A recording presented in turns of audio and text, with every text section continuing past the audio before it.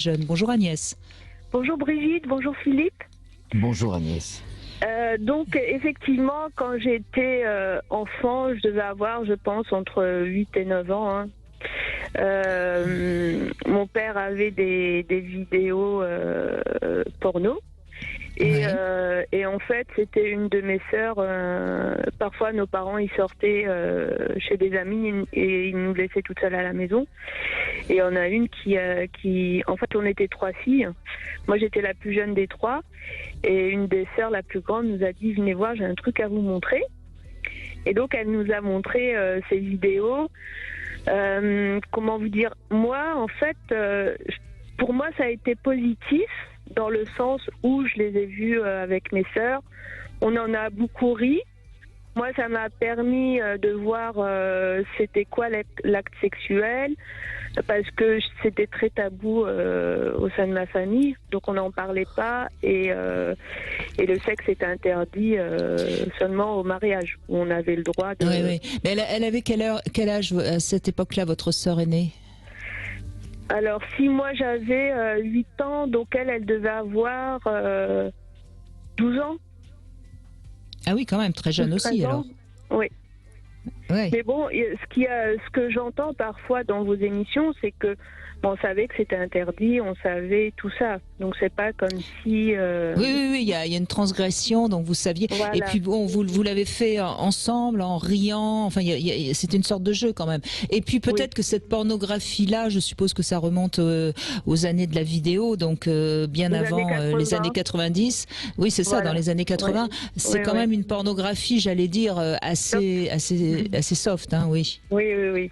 Et c'est vrai que moi, sincèrement, ça m'a permis de voir la sexualité autrement, parce que quand j'entendais des filles parler de sexualité ou d'autres femmes, quand j'écoutais leurs conversations, c'était quelque chose de terrible, ça faisait mal. Souvent, c'était, comment dire, des relations, je vais pas dire forcées, mais bon, le devoir conjugal, quoi. Et moi, dans ces vidéos, j'ai vu qu'on pouvait prendre du plaisir. J'ai vu à quoi pouvait ressembler un pénis. Et c'est vrai que ça m'a permis de ne pas en avoir peur.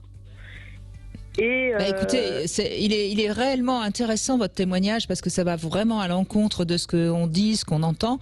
Philippe Bruno, je vous fais réagir dans un instant. On fait une petite pause et puis vous pourrez réagir. Et puis Agnès, restez avec nous. On aura certainement d'autres questions à vous poser. Nous sommes en compagnie de Philippe Bruno aujourd'hui, sexothérapeute, auteur de cette bande dessinée L'incroyable histoire du sexe, le livre 2 qui vient de sortir. Comment fait-on l'amour ailleurs qu'en Occident? Alors justement, on revient sur la pornographie vue jeune, et Philippe Bruno, c'est intéressant le témoignage d'Agnès, qui donc a vu des images, enfin des films pornographiques à 8-9 ans, et qui finalement en a tiré des choses positives. Ça va un peu à l'encontre de ce qu'on entend régulièrement. Oui, enfin, il y a des gens qui disent que effectivement c'est toujours néfaste. Non, nous avons besoin de modèles, puisque la sexualité est apprise, et il se trouve que le seul modèle que l'on ait, c'est la pornographie. Alors effectivement, si on veut essayer, on peut être traumatisé par certaines images de pornographie. Elle dit aussi, comme vous l'évoquiez, que c'était dans les années 1980, mais c'est très vrai qu'avec une sœur, avec un environnement amical, je veux dire, la pornographie peut être un élément de dédramatisation, de désensibilisation et d'initiation. Pas forcément aux pratiques que l'on voit, mais en tout cas, à ce que le sexe ne fasse pas peur, tel que les paroles des adultes faisaient peur à l'époque. Et puis, les études les plus récentes ont montré, j'ai une étudiante, mais on en avait déjà parlé sur l'antenne, qui a fait tout un travail sur la façon dont la pornographie était reçue par les ados. Il y a une dizaine d'années, c'était beaucoup plus marquant qu'aujourd'hui, où beaucoup d'adolescents, de préadolescents le font en groupe de pairs et en définitive avec un esprit critique. C'est-à-dire que il y a une vingtaine d'années, les premières images qui étaient un petit peu qui pouvaient être très choquantes, sont aujourd'hui quelquefois un petit peu dénigrées. Et il y a de nouvelles attitudes qui font qu'en définitive, je pense que le caractère pédagogique peut exister s'il y a de la parole autour, parole d'adulte ou même parole de père qui vont dédramatiser le moment. Oui, de père, P-A-I-R. Hein, P-A-I-R-S, bien sûr. Oui, c'est important de le signaler. Mais je pense, Philippe Breneau, que c'est toujours la même histoire. C'est que la pornographie dans un monde actuel terriblement sexué, quelque part, les jeunes qui ont 10, 12, 13 ans, de toute façon, ont entendu tellement parler de sexe que c'est pas quelque chose de traumatisant. Oui. Peut-être qu'en effet, au siècle dernier, voir des images pornographiques dans un monde qui était totalement asexué, ça aurait été peut-être plus choquant. Enfin, je veux dire, oui, aujourd'hui, voir des seins nus, on les voit dans les magazines féminins. Donc, qu'est-ce que ça, enfin, je veux dire, ça n'a plus rien d'excitant, si je puis dire, pour un jeune garçon. Je suppose. Oui, je suppose. Absolument. Et quand on regarde regardez les images pornographiques depuis un siècle. Les images pornographiques des années 1900, 1930, 1950, réellement ne nous excitent pas tellement.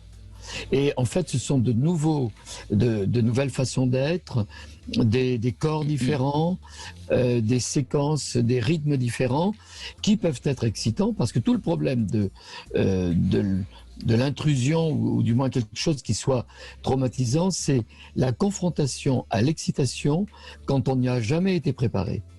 À ce moment-là, on a des réactions en soi qui vont être contradictoires. Mais si on a dédramatisé, par exemple, la nudité des corps, ce que vous évoquez, Brigitte, c'est vrai qu'il y a la plupart des ados ont vu l'image d'un homme ou d'une femme nue. Moi, j'ai le souvenir, en 1980, consulter des femmes qui ne pouvaient pas, la plupart des femmes ne pouvaient pas faire l'amour avec de la lumière. On faisait l'amour dans le noir. On n'avait pas vu de corps nus. Aujourd'hui, tous les ados ont vu des corps nus et ils sont sensibilisés au rapprochement des corps. Et je crois qu'il y a beaucoup moins de traumatisés qu'on ne le dit. Par contre, ça ne veut pas dire qu'il n'y en ait pas. Bien sûr. Alors Agnès, on vous redonne la parole parce que votre témoignage est intéressant. Donc, à quel âge vous avez eu votre première relation sexuelle finalement ? Je l'ai eu, je devais avoir presque 18 ans. Oui, donc ça n'a pas influencé non plus votre envie d'avoir plutôt des relations sexuelles. Vous avez attendu le moment qui semblait le bon pour vous, j'imagine. Oui, et justement, moi j'étais pressée en fait d'avoir ma première relation sexuelle. Parce que, comme je vous disais, quand je regardais les films, ça avait l'air d'être tellement bon que j'avais aussi envie d'essayer. Et je pense que ça m'a détendue parce que j'imagine que quand on a peur de la première fois par rapport à tout ce qu'on entend, on doit être hyper tendu, pas relâché et justement la douleur elle vient de là alors que moi j'étais impatiente, j'attendais que ça. Oui, vous attendiez que ça, mais vous avez quand même attendu 9 ans, donc on voit bien que ça n'a pas précipité, si je puis dire, les choses comme on pourrait l'entendre certaines fois. Oui, mais en fait, comme je vous disais, j'ai une éducation très stricte, donc il n'était pas question que j'ai de relations sexuelles avant d'avoir d'être fiancée, quoi. D'être fiancé, d'accord. Mais alors j'imagine, entre le moment où vous avez vu ces premières images, et je suppose que vous en avez revu de temps en temps avec votre sœur ou vos sœurs, ça a créé dans votre tête un imaginaire érotique, je suppose. Oui, je pense que c'est là où j'ai...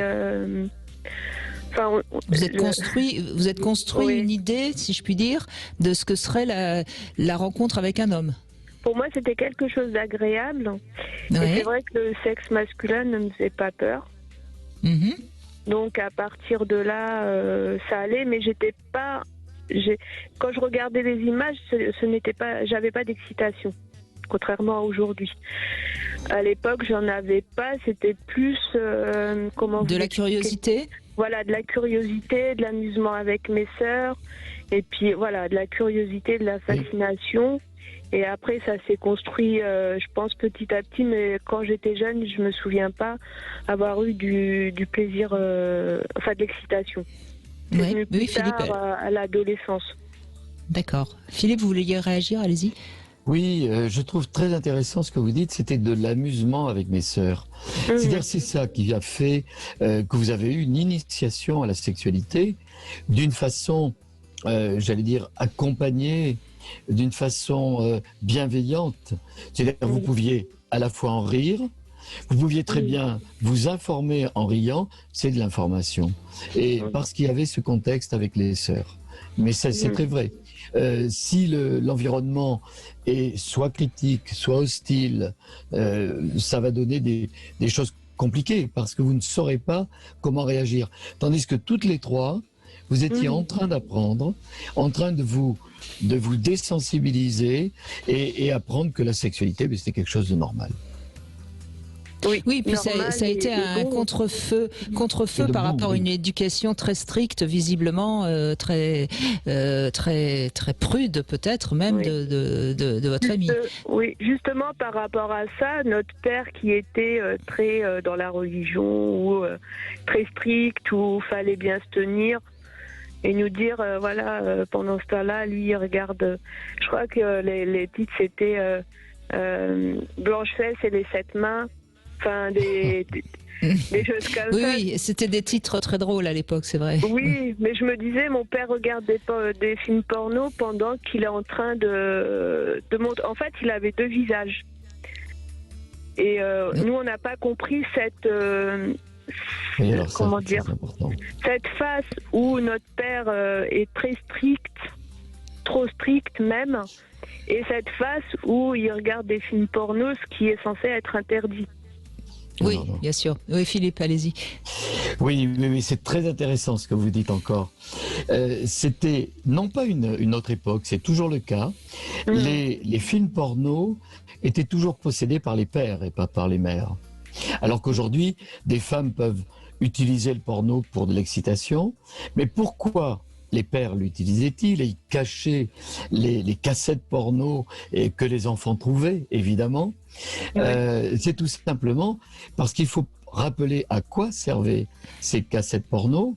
C'était pas au visionnage, c'est purement à procurer de l'excitation pour la masturbation. Mais vous, enfants, vous ne pouviez pas le savoir. C'est-à-dire que ce père strict n'avait que très peu de sexualité sûrement avec son épouse et avait un besoin d'excitation qu'il ne trouvait pas autrement qu'en regardant des films porno pour avoir une activité sexuelle et respecter peut-être une rigueur qu'ils avaient dans le couple. Ça leur appartient. Mais les cassettes porno ont toujours été faites pour cela. Et c'est pour ça que c'était les pères qui les cachaient dans un bureau où les enfants savaient très bien les trouver. Tout à fait. N'est-ce pas? Mais merci beaucoup de votre témoignage, Agnès, qui est un témoignage, je trouve, très intéressant sur un sujet qui est souvent mal compris. Donc, je vous remercie beaucoup de votre témoignage. Si je peux me permettre une dernière chose. Bien sûr, allez-y. Encore une fois, on dénigre beaucoup ces films. Moi, maintenant, un peu plus quelques années avant, ils m'ont encore apporté des choses positives dans le sens où j'ai pu voir ce qu'est un sexe féminin à l'extérieur, enfin pas forcément un schéma, mais ça m'a rassuré sur ça m'a rassuré sur mon anatomie.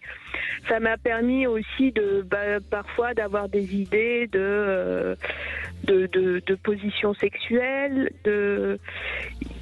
Effectivement, je sais que ce sont des films, qu'il y a beaucoup de choses qui ne sont pas réelles, mais ça m'a accompagnée dans ma sexualité et j'ai trouvé plus de positif que de négatif.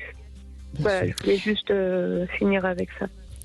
Et c'est évidemment pas moi qui vais vous contredire, Agnès. Merci beaucoup de votre témoignage. Merci beaucoup. Merci.